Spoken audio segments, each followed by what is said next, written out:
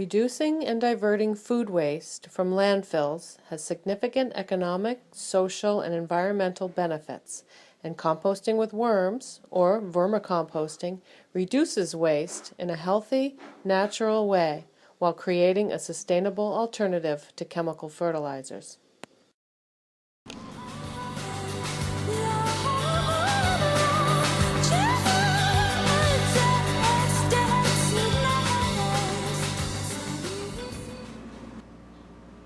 Hey, today we're going to make a compost bin so you can compost in your house all year round, like myself.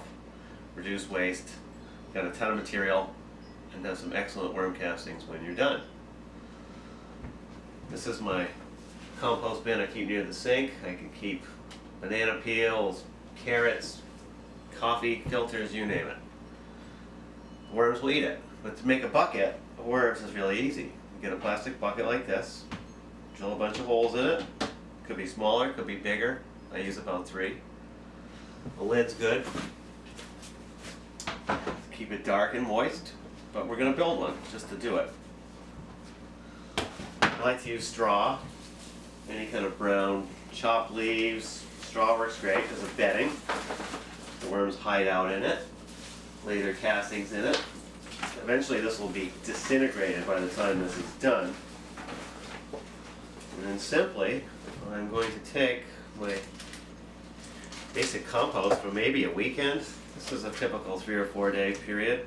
I'm going to mix it. It's kind of like cooking without heat. I'm going to add another layer of straw.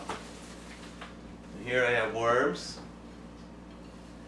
Compost worms, red wiggler.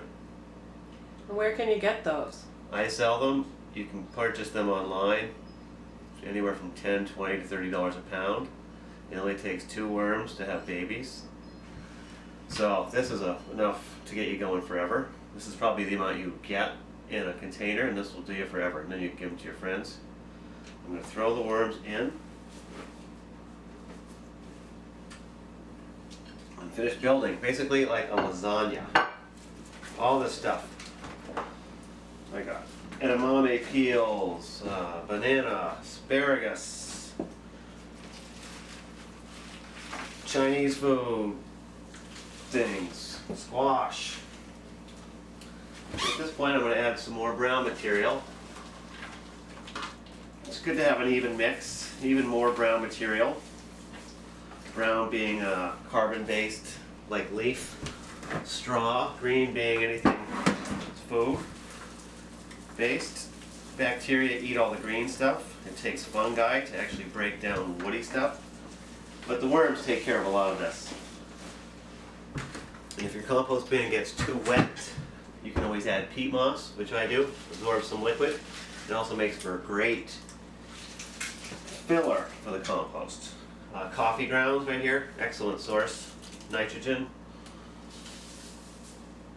I'm just going to throw the rest of this right in.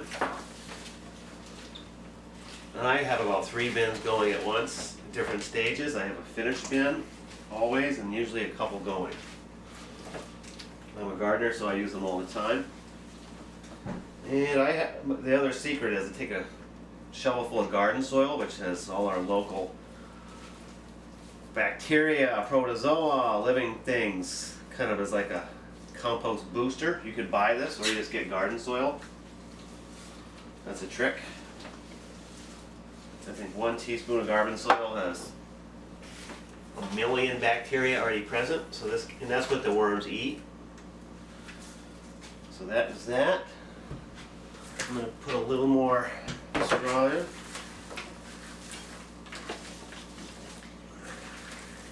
And that's all waste that's not going into your landfill. Nope. And I'm able to compost indoors. I live in a suburban area. I don't want to have a big giant compost pile outside the neighbors might be offensive to. So this I can do downstairs, basically odorless. Here's some chopped leaves. Leftover pumpkin from Halloween. More leaf. And that is good to go. That's a lot of material for 1 bucket. You could probably walk away from this for a month, and you come back, and a lot of it's going to be decomposed. That's why I have a couple bins going at once. I use at least one or two. I'll feed one for a week, let it be, feed another, and then eventually I'll let one just completely stop feeding it. And when I'm done, I have a beautiful compost that we have a picture of. Fine, finished, absolutely perfect worm casting compost, which then you can use in your garden, plants. I made compost tea with it, and that's it.